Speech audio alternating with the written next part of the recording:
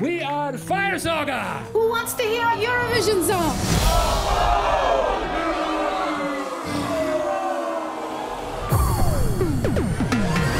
All of Iceland thinks we are a joke. That's not true. And my father is ashamed of me. No, he's not. He looked me into the eyes and said, I am ashamed of you. Maybe he was drunk.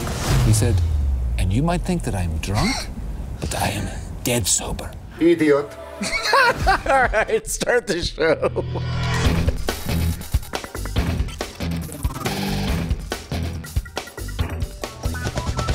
Welcome to Cordkillers, the show about watching the stuff you love when you want, where you want, however you want. I'm Tom Merritt. Hey, man. And I, for one, am not ashamed of my elder, more distinguished co-host on this show, Tom Merritt. Oh, my gosh. And you Can might you speak up, Brian? Could you? I'm sorry. Maybe I should turn this up. No, Tom could not have been making a bigger deal about his birthday. But that particular show, by the way, we're joined by Iyaz Akhtar. Brian, you'll understand how much. Oh, I'm sorry. Did I step on your line? Yes, you did. That's fine. That's fine. Shh. Is he talking, Bryce? Yes. Ladies and gentlemen, joining Turn us, up your thing. Turn up the Iyaz thing. Akhtar is joining us live. Hey, I have a question. So, given that this is a Netflix original movie about an Icelandic group destined for success on Eurovision, is it total coincidence that there was the viral phenomenon of who's the guy that did the Think About Things, where it's about his kid, and like there's a couple of scenes that look exactly from this. Nah, never mind. You guys Think About Things. Yeah, I mean, I know the guy. It's Luigi Mario. Consoletti. People don't know it. Yeah, he's my guy. Yeah, I know him. We're friends. Never mind. Listen, it's I fine. watched the story of Fire Saga this weekend because I'm a huge Eurovision nerd. And I was like, we're the only ones that are going to watch this in America. I'm sure it'll be, mildly popular in Europe. I was so pleased to see so many other people tweeting about it, even if they didn't understand Eurovision. I thought it was really well done. Will Ferrell is a huge Eurovision fan because his wife is Swedish and she got him into it. And I thought they had so many nice nods. There's this one scene where they bring all these former Eurovision winners and contestants together and do like a dance number in a club. This was great. This was a really funny and good movie, and I highly recommend it. And so this is the part that I'm surprised that it sounds like you're not familiar with it. I don't know how to pronounce these characters that aren't in English, but Think About Things was a viral sensation. It's got 12 million views. Is it from Eurovision? Yes. Well, it's about like all of the comments are about how they would have dominated Eurovision if they had Eurovision. Okay. Have you not seen this? Okay, and they're from Iceland. So they parodied this in the movie. Yeah. Okay. All right. They actually have these guys in the movie. Oh, all right. Well, then that answers my question. You could have just said yes. He doesn't know what you're talking about. So that's streaming now on Netflix. The Story of Fire Saga. Eurovision Song Contest, the Story of Fire Saga. That's right. So good. So good. All right, let's get to our primary target. Protocol sources say Amazon is actively pursuing deals to license a live linear TV programming service. Job listings that are public, you can see them, indicate that Amazon could add live programming to its Prime Video service. One job listing mentions concerts, political debates, and news, in addition to their current streams of live sports. Other listings mention live TV broadcasters and cable networks as potential partners. And another listing says, we are building next-gen linear catalog systems to provide best-in-class linear TV experience to Prime Video customers. And if you're not conversant with the lingo, usually when you're talking linear, you're talking a cable-like service. You're talking about a stream of video where one program follows another and you have multiple channels. Whether this means something like YouTube TV or Hulu Plus Live, where it's meant to replace cable, or whether it means something like Pluto or Zumo, where it creates a lean back experience out of video that isn't from the actual cable stream, but it's kind of created to mimic that. That's my only question, but it sounds like Amazon definitely wants to do this. Let me defer to Iyaz for a moment and just get your impression on this, Iyaz. Are you excited about it, or you think this is a bad idea? Well, I think it's just reacting to the space, because if you got thousands and thousands of hours of on-demand content, literally choosing the service you pick, that takes time. Then choosing the profile of the service you picked, that takes time. And then you got to find the thing you want. And there's something about being able just to turn something on and go, okay, I'm going to have this linear programming going on this whole time. And then as it's going, hold up the guide or the on-demand stuff. You can still choose your stuff. I think it's more of a reaction to almost like fatigue. When it comes to finding something to watch, it's really hard unless you really know you want to watch this one thing. And recommendations are good, but it's not exactly the same or as easy as just, oh, hit live. Let's go with that. I don't know. So it's like, I think I'm pretty consistent in saying that in general, I don't like being presented with choices to make. And Amazon, in theory, is nothing but choices. However, and the idea of Amazon taking Prime and adding more choices and things to do and decisions and distractions or whatever, on the surface sounds terrible. But I think out of every institution in my online life, there's nobody I trust more to decide for me than Amazon. Like, I think they just know. I think what Amazon's probably up to is a Pluto TV, Zumo TV thing. I say that because they've kind of got the building of it with IMDb TV, with some of the live shopping videos they've done for Amazon. And that just makes more sense within the Prime Video experience of like, hey, here are some movies and TV shows to watch on demand. Or do you just want to watch sci-fi movies? Click here. It'll take you to our linear sci-fi movies channel, right? I could see that fitting in. That's my guess. But what I'm hoping is that this is the inflection point where we go from all of these rather clunky deals that live linear on the what they call OTT services had to make to convince cable networks to let them stream video. So that's why you have Sling TV Orange and Sling TV Blue, because they needed to work their deals weird to get ESPN and Fox to agree. And not every service has all the channels because, well, they worked a deal with Fubo, and so now they don't want to be on this one. And everybody's got, because they were trying to convince, that's over. Those cable networks know that this is their future if they're going to have one, or they have to start their own service like Peacock, et cetera. And I wonder if Amazon has the leverage to now step in and say, okay, guys, you see where this is going. Let's make a cable service. Let's make a service. We're Amazon. We can give you distribution. We can give you good revenue share deals because we don't care about the profit margin. We're trying to sell people soap on Amazon.com. Let's make this happen. And they come up with finally the equivalent of cable TV on the internet, which YouTube TV, Hulu Live, they've come close, but nobody has really created one that gives you all the same options as cable. A lot of folks out there don't want that, but a lot of folks do, especially the folks who are still clinging to cable. I want to let you be the final arbiter on this, but I don't believe in a million years that they're going to do a cable-like service. I do believe that they will license all of the content. I do believe that they will figure out all the deals. But the reason I love going to Amazon is because it says, hey, need a refill on that MSG? And I'm like, I look over at my empty MSG bag and I'm like, yeah, I do. Yes. And then, if the idea of them doing a cable-like service and spreading everything out in a giant grid, like you're at a freaking flea market, seems so un-Amazon to me. I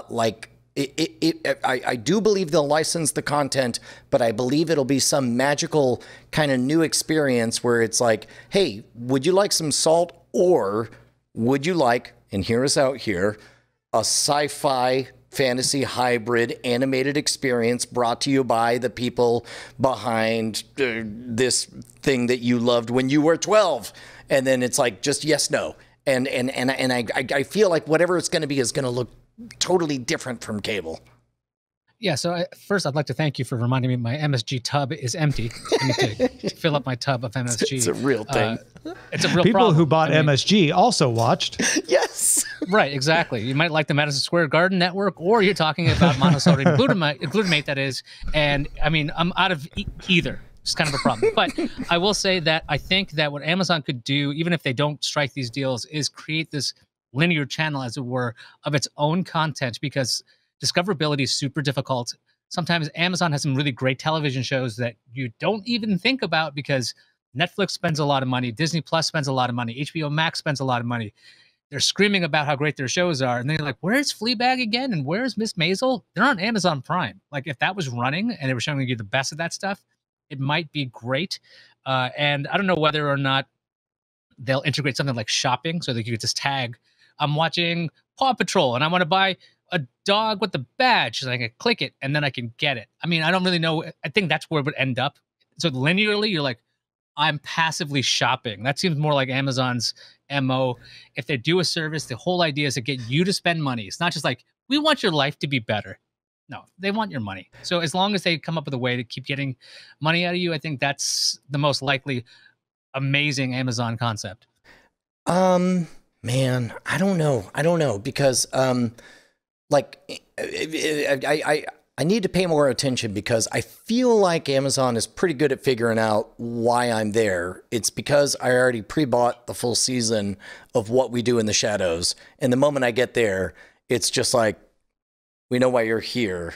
But I may be misremembering. They are building the next generation linear catalog system to provide best-in-class linear TV experience. They are going to do what you don't want them to do, Brian. Whether they do it in a way that bothers you or not, I don't think they will. I don't think that will appear as more choice.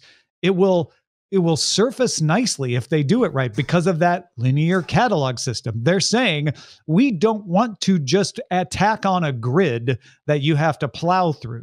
We want to come up with a better way of doing this. Yeah, and they're working with potential broadcast and cable network partners. So they want to have that good content, not just their own stuff. Just one thing. I mean, their own stuff's good too. Just one thing. If Amazon is going to make this best-in-class linear television thing, I would like to talk to Amazon directly right now. Jeff, I know you're watching this. Don't put an autoplay video player in the bottom right or any part of the screen. Ain't nobody wants to hear that. Oh, you know what? As long as we're making wishes, how about every time I go to your site, how about the first thing is not a full volume mid-trailer screaming at me about the new whatever you got. I'm looking at you, Ted Netflix. Yeah. And to you, Ted Bezos, I say, do whatever you want. It's fine with me. I'm over 50 now. What do I care? I'm going to die soon. Nailed it, man. Look, we're saving the world, guys. We're saving the world, and that's why people should give us just $1 an episode. Head on over to patreon.com/Cordkillers. Keep us loud, live, and independent. We'll show up in a special RSS feed. You'll get so much bonus stuff. You'll get the After talk. Yeah. No. The Spoilerin time. There we go. That's the Spoilerin time. Man, yeah, we picked a weird name for that. You'll get the show, you'll get Spoilerin time, you'll get After Talk. It's really special, and you'll be I don't know, keeping little guys big. You'll be one of the club. You can be in the club or out of the club. Patreon.com/Cordkillers to decide. Let's talk about how to watch.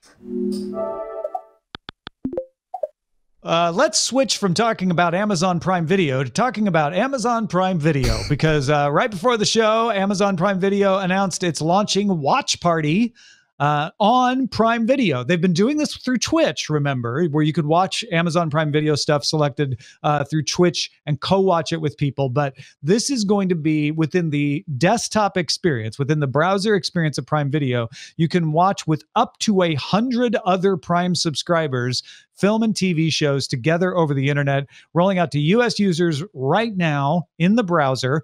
except for Apple's Safari. For some reason, it's not the feature is not supported in Safari, but it's in most of the other browsers. Amazon says thousands of titles will be eligible. That's the same as with Twitch, and all subscribers will be able to either host or participate in someone else's stream. It just puts a chat over on the right side, and you watch the thing in the majority of the screen, and you guys can chat with whoever you're watching it with. So once again, another co-watching attempt here.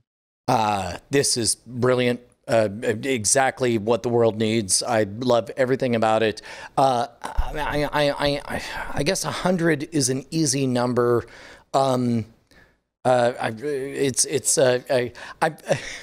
such a dumb side jag, but why do you think they did not go with 150, which I believe is Dunbar's number, which is the most number of conceivable other human beings we can really That's hold a good in our question. minds? I'm wondering if it's a memory allocation equation. Or, they're like, well, a simplicity we could do 100 and it requires this amount of space to make sure we don't hit capacity. We could do 150, we require this amount of space.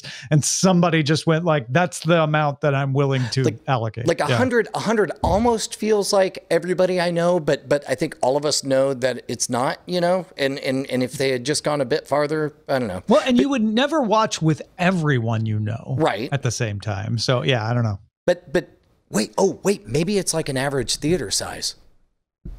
I wonder if they're replicating the fact that we're all stuck at home. I swear, I know it was an engineering-led decision. They're like, give us the highest number you're comfortable allocating the space for. I mean, that's my gut anyway. Regardless, it's definitely a step in the right direction. I love everything about it, and I think it's a good idea.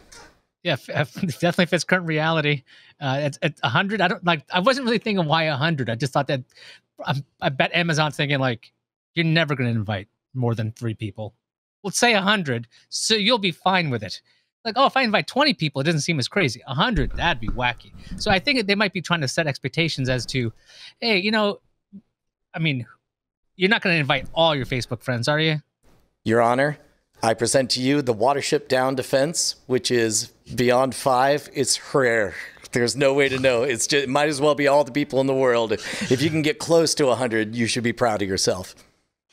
Yeah, I think this is going to be one of the better tests of whether co-watching is a novelty that people say they want and don't, which has been my instinct. My gut instinct is that people like doing it once and they don't like continuing to do it for the most part, with a lot of exceptions, or whether it's something that during the current situation where even if there's not a lockdown, people are a little more nervous about going out, people will want to do it more, or whether it's like this is just needed to be done right. And finally, if somebody does it right, everybody will be doing it.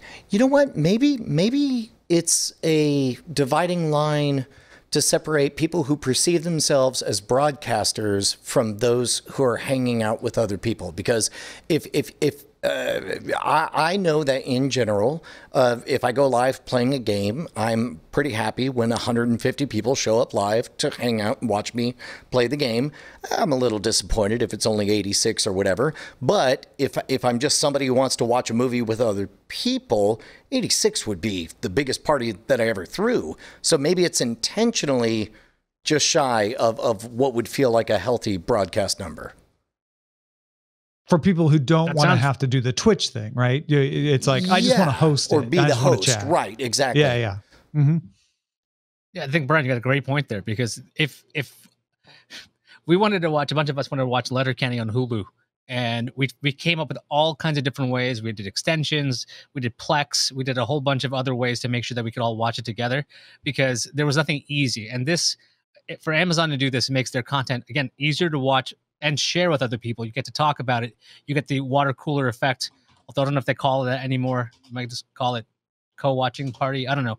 And then you've got, like you're saying, this split between pros and just people who want to chill out. Because if you just use it once or twice, that's still fine for Amazon. They're going to get a bunch of information about you. Hey, your buddy likes this. Maybe you guys both like the same show, so maybe I should suggest this Blu-ray to you. I don't know what they would ask for. So what about the line? Like Bryce? How many people would you be happy with showing up to watch a movie with you? I mean, let's say we were watching what was it? Big Time Adolescence? Is that what it was? Sure. Yeah. I mean, it depends on what I want out of that experience, right? If it's just me and, you know, my close friends, we'd never get near 100. Sure. If it was something on Twitch, let's say it was an official Cordkillers watch party and you were organizing it. How many people would you hope to have show up to watch? And we just watched the movie Big Time Adolescence.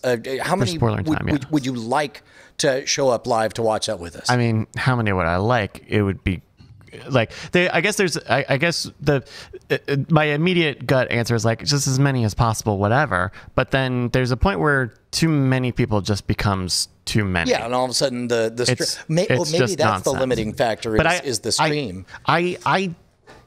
Because there are other watch party apps out there, and I don't think any of them come near close to 100. So 100 feels like, hey, let's say it will be virtually unlimited people for virtually everybody, and I think that's where the 100 comes from. I don't know that it's any more than that. But certainly I guess I would love it for a lot of people to watch. But then they have the Twitch thing as well. So if the movie was on Amazon Prime and we had the thing for it, which I think everybody does now, then that opens it up to everybody, to however many. All right, folks, as cord cutters, the state of theaters is important. For some, it's because it's the way you want to watch some movies. And for others, it's because you're hoping movies will come to your home faster. And how theaters do could affect that window of exclusivity. Here's what's up this week. The big news, Disney blinked. After Tenet moved again, Mulan was finally moved to August 21st. That puts Tenet back in the pole position for big movies when it debuts now on August 12th. Yes, Tenet also moved. It's opening from the recently rescheduled July 31st to August 12th. So Tenet, August 12th, then Mulan, August 21st. Oh, and Warner says it will extend Tenet's theatrical window. If you're curious, the release of Inception that was set to happen before Tenet will now happen on July 31st. But Tenet's going to get a longer than 90-day window. AMC announced in short order after that it's going to shift its target for full reopening of all its theaters from July 15th to July 30th. That will still be in time for the wide release of Unhinged, starring Russell Crowe, which is expected to be a smaller movie, but is the first big movie to go into theaters, followed now by Tenet again, then Mulan. And a couple other notes. France reopened its movie theaters this weekend, got between 850 and 900,000 admissions. That's about 50% of an average June week. And domestically in the United States, the #1 movie in the U.S. for the 4th week was Jurassic Park. Yes, that's 3 weeks #1 in 1993 and 1 week #1 in 2020. Spielberg also had the #2 movie in the United States this past weekend with Jaws. This is so complicated. We got stuff. Iyaz, do me a favor. Just simplify the politics of everything, the comfort of people going outside, how diseases are going to go, whether or not producers are going to get ruined by this current thing. We live in a world where people are filing. Cirque du Soleil filed for bankruptcy today. Iyaz, will you please simplify all of this for me? Yeah. I mean, I thought you were going to ask me something hard. So here's the deal. As much as people like other people and we're social animals, there are certain areas where we don't want to congregate. And I believe some of that may include movie theaters because there's a varying degree of etiquettes that are followed by different theaters. So when it comes to people just dropping popcorn or having loud kids or somebody just throwing stuff, that's one element of what movie theaters were like before this. Now we have the potential for disease spread. And there was AMC originally saying, oh, you guys don't need masks. And they're like, wait a second. We heard you. We should have masks. So I think movie theaters are going to take a long time to get people back at any regular clip. As for these larger events like Cirque du Soleil, that offers a little bit of a different clientele. The people showing up there, I mean, these are circus people. So they have a totally different idea. First of all, that's our word. You watch yourself. Go ahead. I apologize for that. People of the circus, because I just checked my PC dictionary. These people are much more capable of handling a certain crowd. I mean, when it comes to theaters, and all these movies. I don't believe any of these studios want to have their movie be one of the first ones out there. Black Widow's been hanging around for a long time. Could that be a huge hit? Yes. Could you imagine if that was the first movie that came out when all these theaters are open, people are going in for MCU, and there's a huge spike of disease? Nobody wants their movie to be associated with people getting physically ill. So I think we're going to see a slow trickle, and we're going to see maybe like we keep seeing these movie times being delayed or movie dates being delayed because no movie wants to be the one that caused a large outbreak. I mean, it's crazy to even think about that, saying it out loud, but that I really think is very important to the studios and important to humans. I want to throw something out here. I wonder if they should start rethinking and open in Europe first. France had 50% theater occupancy and is not requiring people to wear masks because transmission is so low in France right now. China's shut down. They're like, we're not opening our theaters anytime soon. The United States has its own issues with, certain areas saying, wait, maybe we were opening too fast. We might need to slow things down, which is why we're seeing these further delays in theaters saying, yeah, okay, no, we'll wait a little longer too. I mean, the fact that Mulan moved, I think, is a big indication that people are expecting lockdowns to be extended a little longer than they had thought. So what if they went to the countries that are experiencing a safe reopening and prove the case there? You know what? You just rocked my world, because I was about to ask whether or not maybe political whatever, the fact that Trump's Tulsa whatever was not a sellout crowd, maybe that was in some ways like, well, if the literal standing president of the United States, in an effort to get his most radical fans to show up all in the same place at the same time, can't seem to fill an auditorium, maybe that's a clue for us to maybe back off just a little bit. But what you've awakened in me is the thought about sort of paying more attention to the regional weather. What if it's not what country it opens, but down to what county it opens? Like in the entire United States, this county in Kansas has apparently 0 cases. So we're going to open there because they apparently are okay. Now, the only problem is, of course, you're going to attract in a bunch of people who are going to road trip it out. But the other big problem is the movie industry is saying we need to open everywhere at once, or it's not worth putting the movie out. Yeah, because we just won't make the money. That's always been their line. Yeah. And for something like Mulan, which is a big international appeal, Disney is very worried about piracy, and they know that if it hits the pirate market, they're gonna lose a lot of international markets day one. I mean, they won't really, but they're still worried about it. That's what they said before COVID. Yeah. So yeah. Whether it's an actual effect that they would feel or not, they're worried about it. So it's gonna affect their decision. Well, and plus, also, it'll be a race to the bottom. Whatever, let's say they released, nationwide, wherever it's worst is that'll be the news, is people went to see Mulan. Well, and that's why we're seeing this, like, we'll have Unhinged go first.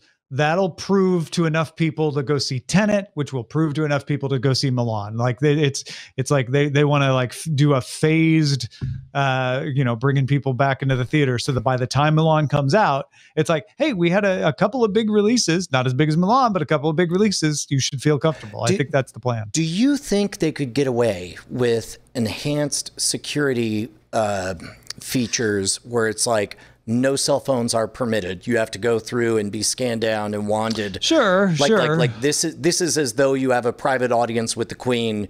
You're lucky you're even getting to see this movie. But they also want the marketing effect. It's not just the piracy fear. It's also the big, like, get everybody out. This is the week where everybody can see it, which is why I suggested Europe, because they often have different release dates between regions like Europe and the United States, because there's less worry about that effect. But I don't know. I feel like that doesn't solve anything on the piracy side of things, which is what's, I think, ultimately they're really afraid of. Maybe.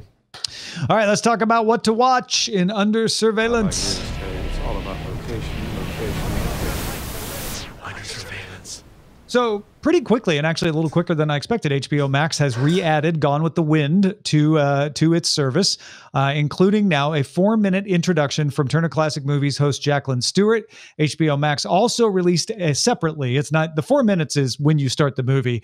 Separately from the movie, you have the option to watch a 59-minute panel discussion of Gone with the Wind from April 2019 and a 4-minute documentary on Hattie McDaniel, the first Black actor to win an Oscar for her role in Gone with the Wind. I watched this, Brian, and I thought it was, I don't know. I thought it was very balanced. I thought it hit the points that it needed to hit to put things in context. I also wondered how many people were going to just skip through it because it was 4 minutes long.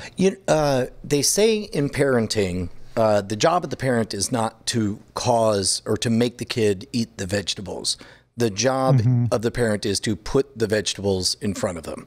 And if that's what they're doing, then that seems moral and fine to me. You know, it's like all things being equal, we would like you to watch this 4-minute featurette explaining the context and the things to celebrate and the things to question about the piece of art that you're about to consume. But if you're just here for them mashed potatoes, we can't stop you, you know? Do we think we're going to start seeing like a little panel on the top right saying potentially insensitive instead of like TV PG for S, D, and also insensitivity? Because I'm curious how long Disney Plus does something like that, right? So you're thinking, will that become more standardized? Or some version of like, I mean, Facebook did it first with relationship status. It's complicated. I mean, isn't that really what you have to? All you have to say is like have something that you can look at to get the context on why it's complicated, and then say, I mean, again, the parent's job is to put the vegetables on the plate. There's just a lot to explain. Thinking about that. A lot to explain to the child. You got the vegetable down. You're like, so the vegetable, you know, it might cause distress and people might really hate it. And then you think the vegetable's good, and then you think the vegetables they're in a club, and the club isn't good. And it gets. I'm just thinking it's complicated is perfect because I'm not watching this movie. I'm not going to try to explain this right now. There's a lot to explain right now. I don't think you'd use it's complicated because people would complain that it doesn't say why it's complicated. So I get what you're saying, Brian, but I just don't know that anybody would ever adopt that because people want there to be a very specific, like, okay, why is it complicated? Explain it, because there are different reasons why it could be. Like maybe a 4-minute vignette at the beginning where they explain the context of everything. Yep, exactly. Like all you have to do is label it as complicated and then give me a little something and then give me, would you like to learn more? I mean, that's I don't think that's the hardest thing in the world to do. Well, but it could be complicated for multiple reasons, right? And people might be willing to say like, well, if it's complicated because of sexual mores, I don't need the 4-minute featurette. If it's complicated because of racial issues, I want to watch that. I think there would always be a call for more specificity. I mean, look, here's a phrase I never thought I would say, but I would love to hear the folks over at Common Sense Media chime in on this, because in general, commonsensemedia.org, I believe is the website. When it comes to, because I have a 12-year-old who's cool with a lot of mature themes, and I just want to know going into it what mature themes there are in there. And let's just add a new, let's much like coronavirus, let's add a fifth vertical here of things. Coronavirus is a fifth different. Never mind. Okay, I see where you. Right. You lost me there for a second. No, but I got you back, right? I think you brought me back. Okay. Yeah. All right. While many outlets scramble to find new releases due to the production shutdowns, Netflix has 59 originals launching in July. That's almost 2 a day. New seasons of Umbrella Academy, Last Chance U, a Charlize Theron film, a remake of The Babysitter's Club, and that's just the originals. Netflix is also getting the Karate Kid trilogy, Spaceballs, and a bunch of licensed content. Netflix Chief Content Officer Ted Sarandos noted that most of Netflix's 2020 slate has already been shot. It's already in the can, and they were just putting it on the calendar. And because it has originals worldwide, new productions are already back underway in countries like Taiwan, Korea, etc. That international focus is also paying off with some of Netflix's most popular titles. For example, La Casa de Papel with 65 million viewers, Germany's Unorthodox, Italy's Summertime. And that also means the majority of its new users are now coming from outside Canada and the US. So again, Netflix has shown over and over that it thinks ahead about what its next problem will be and starts planning it before it becomes a problem. And this time it even helped them get through a problem that no one could have expected. Dude, I was listening to Dan Carlin's Hardcore History podcast, and he quoted Ted Sarandos wept when he reached the edge of the worlds, for there were no more lands to conquer. And then all movies were canceled, and suddenly there were so many more lands to conquer. And Ted Sarandos was very happy. I'm pretty sure that's an exact quote. Yes, that was the Netflix in the Pacific series from Dan Carlin. Yeah, I was covering this for NetPicks on CNET, cnet.com/NetPicks, and I was shocked to see how many different things are coming out of Netflix compared to Amazon Prime. HBO Max just launched, so they have a bunch of new stuff, but Netflix by far had an extremely strong catalog of new content. I mean, HBO Max, when I was looking at it, they have some great library content that they're keeping or adding, but Netflix is like, they're gearing up. They got Karate Kid, the trilogy, and they're also grabbing Cobra Kai from YouTube. So it seems like that works perfectly once Cobra Kai season 3 comes out. I think it's the smartest play Netflix could possibly make. I mean, it's like, quite literally, it's like they doubled the lands to conquer. It's amazing. Imagine that you've decided that you've licensed all. I can already imagine. Keep going. No. I want to hear your Dan Carlin I won't do that. impression. I won't do that to Dan Carlin. I respect him too much. NBC has its own way of creating new content during the time of pandemic. It has ordered an 8-episode season of a comedy series called Connecting, about a group of friends trying to stay connected by video chats during a pandemic. The series comes from the folks behind NBC's Blind Spot. NBC isn't the only one doing this. Freeform has a show they've commissioned called Love in the Time of Corona. And Netflix has ordered a Genji Cohen series called Social Distance. How do you think all this is going to age? Do you think this is just the new reality and these people are all jumping into the way we all relate to each other? Or do you think that it'd be like, oh, yeah, I could tell this was made during the coronavirus? Yeah, I think it's NBC scraping at the bottom of the barrel on this. Like, I get the ease in creating shows like this. I get the idea that it's, of the time. But a lot of things that we really enjoy, I think in general, as just people with stories, are classic stories that are being told. Now, if the way they're shooting it, and they have the video conferencing, and then we have the people actually shooting themselves, going like, okay, I'm walking to the kitchen or doing whatever else, and we get to see their parts of their lives, that might give us a better insight. It's more about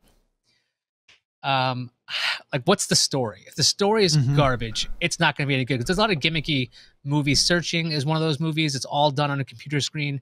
It was a great story, done really well.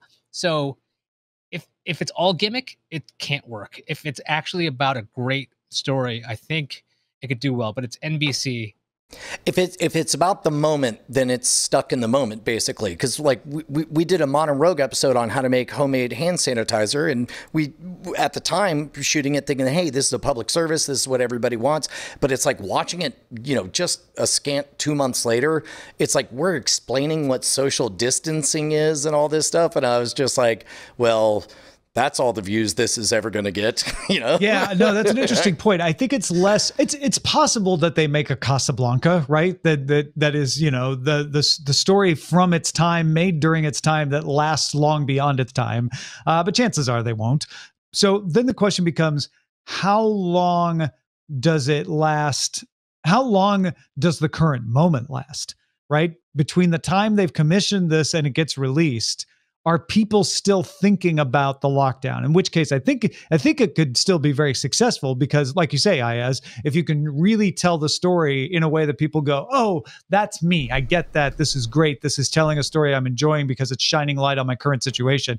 Fine. But once people are out of lockdown, are they still going to want to go back and revisit that time when they were in lockdown? And I'm not sure when this is going to be able to start hitting the airwaves. Hopefully sooner rather than later for NBC's sake. Yeah, and I guess like right now we are a single planetary species. I don't know that all of our art needs to remind us that we're a single planetary species and haven't yet formed colonies on other planets. Well, not all of it will be. These are just like three. Sure. I mean, this is pure speculation. Yeah. Folks, Korea owns popular culture. Just get used to it. The record for most viewed YouTube video in its first 24 hours is now held by Korean group Blackpink for the single How You Like That, racking up 82.5 million views, passing Korean group BTS's previous record of 74.6 million for Boy With Love, which, by the way, took the title from Blackpink. Bryce, am I too late? Like, will I just should I? You should ask Tom. I don't know K-pop. Wait, what? Everyone thinks I know K-pop. K-pop's for older people, Brian. At my age, you understand it. I get confused. Are you a J-pop guy? I'm a J-pop guy. Oh, got I'm a classic J-pop guy. But yes, you are too late. Blackpink seems pretty cool. Right? Okay. All right. Well, I mean, so do I study up or I don't know? I mean, just listen to the new song. I don't know. Right. Yeah. You don't have to be fancy about it, just because I mean that's part of the good part of fanaticism, right? You hear the current thing everyone likes, and then you go back and then you you got time. Yeah. This just launched too. You're not too late for how you like that. Quibi launched a celebrities at home DIY remake, speaking of pandemic era production, of The Princess Bride. Dozens of celebrities recreating the movie from their home under the direction of Jason Reitman. A new chapter will be dropped every day for 2 weeks starting June 29th. I don't know how to feel about this, and I need Iyaz's direction. Part of me loves everything about this because it clearly comes from a place of joy, but it also comes from a place of privileged celebrities. Which of those impulses should take over? It's celebrity sweeting. It's like, oh, look, we can make a movie. It's like, yeah, we all can. We got phones. We can do it. I'm really glad that you have a lot of areas to shoot in. If you can see this shot right now, this is my ceiling. So I love the fact that you can go around in your lawns and your great room or whatever and shoot The Princess Bride under the direction of Jason Reitman. I'd be much more interested if this was a YouTube dude is being like, hey, look, guys, I want this. I have this. I have Andre the Giant's soul in my back pocket. We got to do this. I would watch that. So I'm leaning towards celebrity sweeting. So good on you guys. Can't wait to watch a bunch of privileged celebrities and their big rooms. Note for audio only listeners: Aya's hand never left the frame when he touched his ceiling. We're talking inches above his head. I mean, I could touch it with my head right now. Oh. There it is. Bonk, bonk. No, careful. Yeah, if you'll excuse me, I'm going to take a walk around my 7-acre... Never mind. We got a few other notes here. Netflix will distribute a sequel to Chicken Run outside of China. Shooting is planned to begin next year. Remember when we told you Lucifer was coming back to Netflix for its 5th and final season? Well, guess what? Netflix renewed Lucifer for a 6th season, which it swears this time will be the final one. So the penultimate season 5 arrives August 21st. Netflix renewed Black AF for a 2nd season with Kenya Barris playing an exaggerated version of himself and Rashida Jones playing his wife. HBO Max will not lose Batman vs. Superman, Wonder Woman, Suicide Squad, and Justice League on July 1st. Instead, those will stay on HBO Max until December. First 3 episodes of The Boys Season 2 arrives on Amazon Prime Video September 4th, and the remaining 5 will premiere weekly. So you get 3 episodes on September 4th and then a week to week after that. New teaser video showing a few more scenes from the upcoming streaming version of the musical Hamilton is out. That's coming to Disney Plus July 3rd. And Hulu has the rights to show Channel 4's Jamie Oliver cooking show called Jamie, Keep Cooking and Carry On. That's coming to Hulu in the U.S. starting July 27th. Iyaz, did you watch The Boys? Season 1, I loved it so much that I started reading the books. It was on Comixology. Oh, I hear I got it. I hear the books are very different. The books are different, but they're just as shocking and amazing. And I thought The Boys was this. It was great. And then somebody's like, "Oh, you should watch Watchmen," and I'm like, "Oh, The Boys isn't that good." Oh no! I don't know. Like, is it as good as The Boys? And they're like, no, Watchmen is like here, and The Boys are like here. So. I don't know. I have a certain. They're 2 different styles. Yeah. They're aiming to achieve different things. But deconstructing the superhero tropes, they both do that like crazy in totally different ways. But The Boys is more of a comedy. Definitely enjoyed that. Can't recommend that enough. Although I might want to rewatch it to see if any of it's like very odd. It's complicated. I took all of The Boys to really be a commentary on the nature of Hollywood and of superstardom than anything else. And it just happens to have superstars or superheroes. Yeah. Well, let's talk about what we've had our eyes on, starting with you, Iyaz. What have you been watching lately? I've been watching just recently Inside Bill's Brain on Netflix. It's not new. It's from September of 2019. It's a 3-part documentary with Bill Gates, on Bill Gates. It's got his wife. It's got his partners in the old days. They got clips from Paul Allen talking about Bill Gates. The guy's flat out a genius, and just seeing how he works from day to day and what he's doing, not just to save the planet, but just to keep his brain going, because he's so driven and so like passionate about doing everything for his brain. It was just amazing. I'm only 2 parts in. I watched both of them back to back the other day. Absolutely love it. Can't recommend it enough on Netflix. Go check it out. Inside Bill's Brain. Tom, you're watching Homecoming season 2? Yes, finished it, actually. It was not the way Homecoming season 1 was, where I had to watch the next one at the end of every one. Homecoming season 1 just had me on a hook.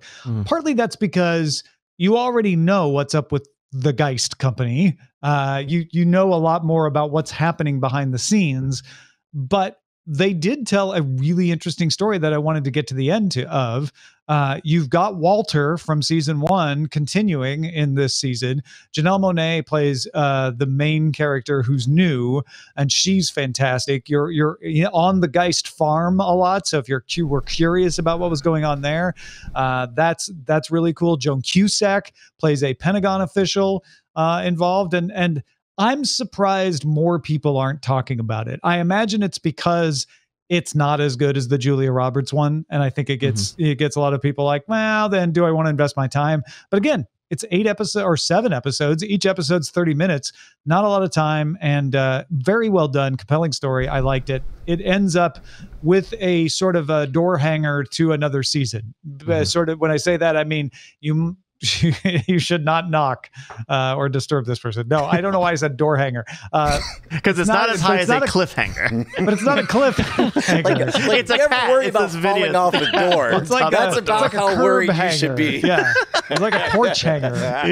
No, they leave. The last shot is a list of names, and you could be like, oh, they're going to do another season where we find out about these names, or it could be just like, and then he went off to find the rest of the people, and it could be the last one you ever see. It works either way. Yeah. I think I talked about this on one of our other shows, but the weird thing about season 2 is that it has a mystery, and the mystery is over by episode 2 or episode 3. And so you're seeing a cool, interesting story, but I don't know that by this, when you're in the back half of it, where you're like, I wonder what's gonna happen, right? You're not on the edge. You're not filling in the gaps. And that's what's interesting, is like, oh, how will all these pieces connect? But you do know where the pieces will connect at some point. Yeah, the season 1, I really did feel like the star of the show was the world, and you just wanted to understand what's going on. And so it sounds like season 2. It is unfortunately only in the world, only in that world, only in the Geist world, which I think makes it tough. So what about you, Tom or Brian? My kid finally got me to start. I started watching The Dragon Prince, which I know I'm gonna love. I know it's gonna be great. I know everyone says it's the best thing ever. I know that one of the co-creators did Avatar: The Last Airbender. I know everything's great. Everything's great. It's great. It's gonna be great. You sound thrilled. Unfortunately, when a story is epic enough, you have to spend the first 15 minutes of a 30-minute episode saying, so there's 6 types of magic. Here's magic number 1, number 2, number 3, number 4. But then there's humans do this. And then the Fire Nation attacks. Yeah, no. Okay, no. That was every episode. No, that's only 4 magics and only 1 bad guy. And it's like, so anyway, humans also have a bunch of kingdoms and this and this. And it's like, and I look, and it's 12 minutes in, and I'm still getting exposition. And I have no doubt, like, I've literally not heard a single person say anything but it's great. So I'm going to get there, but 15 minutes in, I went and took a nap. So I'm watching The Dragon Prince. All right. So I know All this right. is not something that normally happens right now. I'm going to interrupt and say, listen, Brian, do yourself a favor.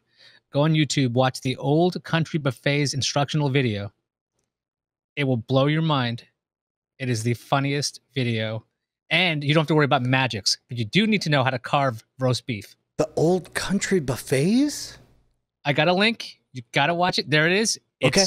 It is so unintentionally funny, and it is just epically bad. All right. Well, in production. so somebody just did our show prep for tomorrow's Night Attack. Please watch it. Thank you. All right, Bryce, what should Sorry we be about on the that. lookout for? Hey, everybody, we got an email from David. David writes, hi, Brian, Bryce, and Tom. First, congrats to Tom for turning 50. Congratulations, Tom. Second, I'm trying to get an animated show onto your watch list. My recommendation is Final Space. 2 of the seasons have been released so far. Season 3 will be on HBO Max in 2021. It's on Cartoon Network right now, but originally aired on TBS. After doing some researching, I found that you can watch it on Verve, which is still around, vrv.co.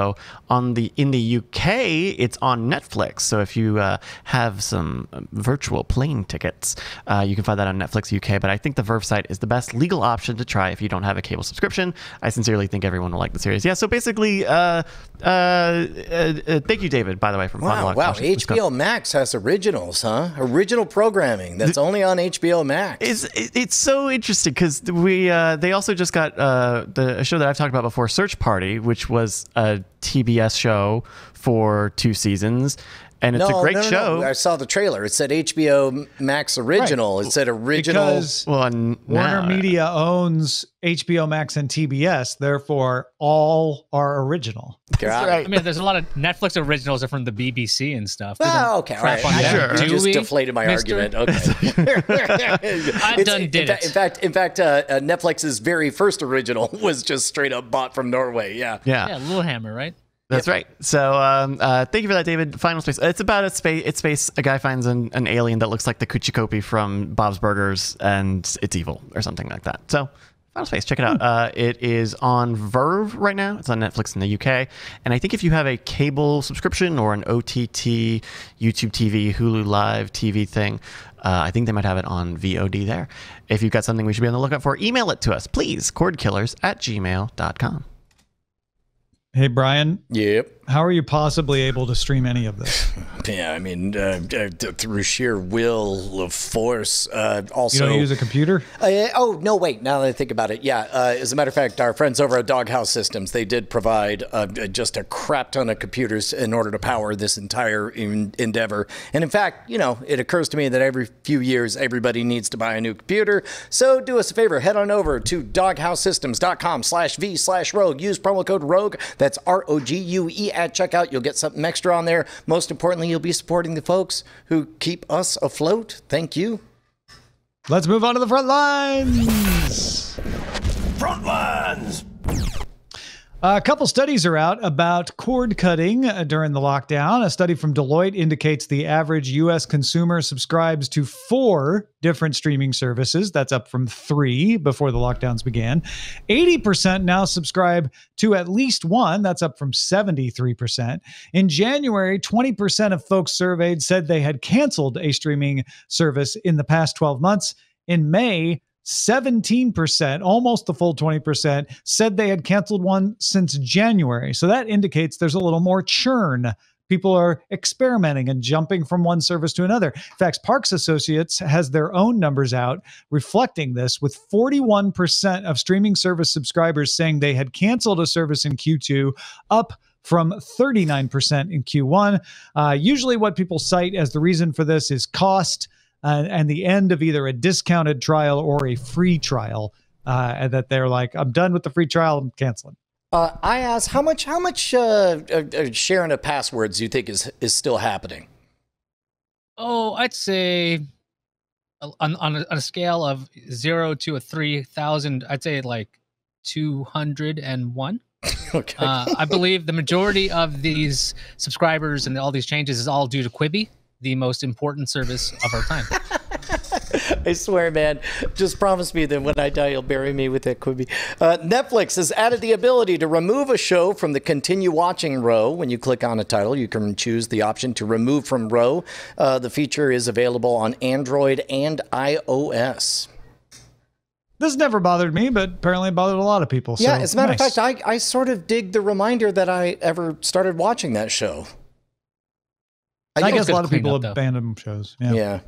Yeah. In order to get approval to acquire Warner Media, you may recall AT&T had to promise it wouldn't raise TV prices or try to competitively keep its own content out of other places by raising prices for other people. And as part of that whole deal, it announced a service called AT&T Watch to say, look, we're going to have the cheapest prices. We're going to have a streaming service for $15 a month with major channels. The only thing it won't have is sports, but this will be like a great skinny bundle for people who don't need sports.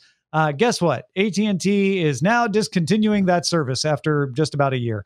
AT&T is far from driving competitors out of business either, so maybe nobody cares. It's focused on cutting its costs, including plans to sell the CNN Center in downtown Atlanta and then lease it back for at least 5 years. I have to assume that part of this was that they were whatever they're, and I have no inside knowledge, but I would imagine, well, no, if there's no sports, like there's no sports, why would you?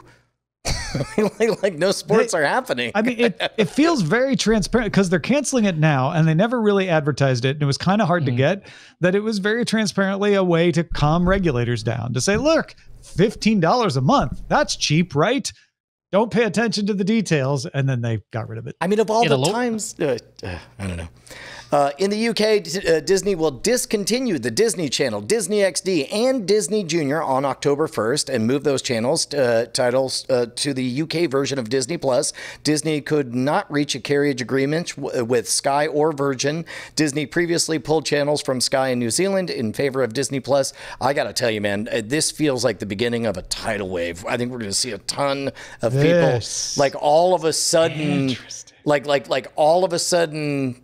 This was an intractable disagreement, and we had to watch them fuss at the family reunion every single year. But now all of a sudden they got other options, and it's going to be a mass exodus. Yeah. This changes the game a lot. And it's New Zealand, I guess, was the first example, but this is the first big example of like, don't want to reach our agreement? No big. We'll just put everything on Disney Plus. I would imagine they sit down, they open up their briefcase, and no words are exchanged, and the lawyers just go, "Oh, we weren't able to. Oh, I'm so sorry," and then off they go. I mean, remember when Disney Channel was a premium channel on U.S. cable systems, and then they pushed really hard to get it on basic? I mean, Disney has the ability to be like, we don't need you. As long as you don't somehow block our internet access between Disney Plus and your consumers, that would be a net neutrality issue, and that would be a different show.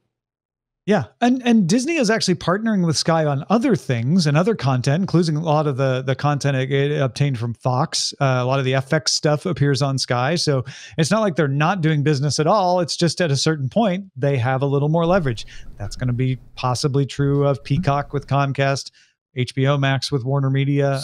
It'll be interesting to watch. So that suggests to me, if I'm guessing, if I was going to place my bet, that makes the move for all of these cable companies who are now becoming dumb pipes to try to nibble at the edges of the legal things they can do to mess with them, right? Maybe not. It seems like what's happening is these cable companies that don't want to become dumb pipes are saying, that's fine. We'll become dumb pipes. We'll just buy Warner Media or or own NBC Universal. And then we'll be able to make our money off of it that way. And I think in this case, it's actually a good competitive pressure that AT&T won't want to degrade Comcast for fear Comcast would degrade AT&T. And nobody really wants the public blowback of getting caught degrading that sort of thing. Yeah. Fubo TV, which launched as a sports-centered streaming service, has now and then broadened out to non-sports stuff, has finally got access to ESPN. ESPN's 1 through 3 will arrive on the base package, along with other Disney-owned properties like National Geographic Channel, Freeform, etc. Regional sports networks and other ESPN specialty channels will be available as well. Fubo has not raised prices since March 2019, but said it has nothing to announce price-wise at this time. Oh, place your bet, Iyaz. How soon? How soon? Give me a date, because it's not a question of if, but when. On a scale, no, a date. Let's go with August. I think August would. This is just insane. Like way back in the day, August. When I was it'll be when they add these channels. They announced they're going to add them in the summer. So you're absolutely right. Like they'll add these channels in August, and guess what? There'll be a new price structure to include way back in the day. Back when Tom was a young man and I was a younger man, we were talking about the idea. Well, we didn't of have electricity back then. Yeah, and like ESPN would like be debundled from cable, and like you can get it through this weird like pipe, and now it's on Fubo, a word we didn't use very often there. Like, hey, Fubo, Fubo, and we were like, yeah, exactly. And those were the days.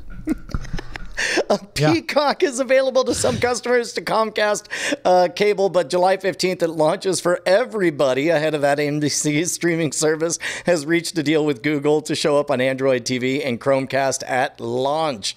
This is one of the more disturbing trends, is that instead of just like, oh, the app is ready for Google, it's now become they've striked a deal with Google to make sure it's available on Android.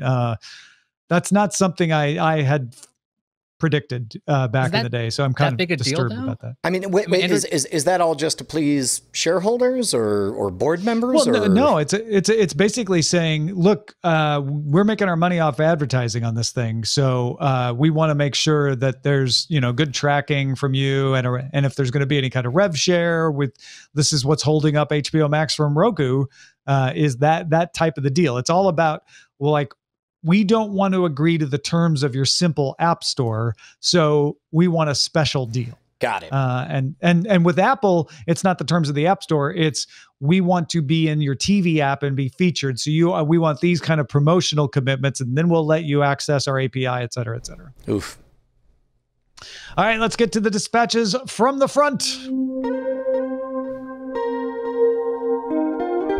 Man, we got so many emails, Tom. Feel free to summarize as you like. Yeah. We asked for specifically use cases for a DVR that couldn't be replicated or obfuscated or obviated by just doing things differently. Like, what do you really need a DVR that you just can't do otherwise? We got a lot of these. We've got 4 here. Scott from Houston uses his Tableau DVR because it's easier to just record locally and have one place to watch all the primetime content. He doesn't have to worry about whether Hulu will keep enough episodes. Also has the ability to record any show or event that may or may not be available elsewhere. And in the rare event that he wants to watch a show the day it airs, a lot of times these shows don't show up until the next day. Brian wrote in that on Friday nights, The Last Leg broadcast live at 10 p.m. on Channel 4. By taping it on his DVR, then watching it starting at 10:15, he could fast forward through the ads and still see the last part live. Adam in San Diego uses it for discovery. He's like, I'm just look through the guide and say, oh, look, Ford versus Ferrari is on HBO. I'll record that. And the next time he pulls up the DVR, he sees it as a reminder. Even if he doesn't watch it, it keeps showing up in the list and reminds him, oh, right, I've got that. And then Dan says, I have a number of reasons I like my TiVo, but for the discussion you had on the latest episode, let's just do one example. I'm rewatching JAG and the original Law and Order. It's not available free, at least on any of the main services I use. Editor's note, JAG is available on CBS All Access, but it does not appear that Law & Order is available without just buying it. Dan says the first JAG was 227 episodes, and the second was 456. I've recorded all of them over the months on secondary channels of my over-the-air stations, so I have gotten around 700 episodes free. I mean, he does have to pay for his TiVo subscription, but essentially free. Whereas to buy them is $1.99 per episode or $13 to $20 per season. So he says, saved him money. I think this is my favorite of the 4 because I also that's what I loved about my TiVo when I was using it was showing up 15 minutes late so you could skip commercials, and I liked kind of having like a to-do list of our family. These are the things we're watching, but the idea that it's literally raining JAG and Law and Order at all time. And why would you not spend $150 for a big old bucket to just catch all that raining JAG and Law and Order? Tickles me very, very much. Hey, Iyaz, where can we see so much more of your beautiful, lovely visage? I suggest going to youtube.com/cnet. They seem to have some of our content there, or my content, because I'm there. You can also go to cnet.com and you can see my stuff there. Or you can always follow me on Twitter, twitter.com/Iyaz, IYAZ. I will promote my stuff shamelessly there because I'm shameless, as I just said. The one show at CNET that has run for the majority of its 25 years, you host. So well done. Yeah, it's called Buzz Out Loud. I host it with a couple of my friends, and we really enjoy doing it. So thank you for that. Man, what a cool idea. Something else, but yeah, good stuff. Our website is cordkillers.com. Our email address is cordkillers@gmail.com. We're live on twitch.tv/Night Attack, which is also carried on diamondclub.tv Mondays at 7 p.m. Eastern, 4 p.m. Pacific. We'll see you again next time. Hey, Tom Merritt. Yes, Brian Brushwood. Know who I love even more than my own children? Your other children? No, not my wife. I know what you're saying. I love our $5 patrons. These are the people that keep us loud, live, and independent. Thank you so much, $5 patrons. You know what? I love them more than not life itself, because then I'd be dead and I couldn't appreciate them, but really, really, really close. And I'm so thankful that they are here to make this show happen. Thank you so much to all of our $5 a month patrons. You guys are wizards. You're champions. Thank you, everyone. You're heroes. Diamond Club hopes you have enjoyed this program.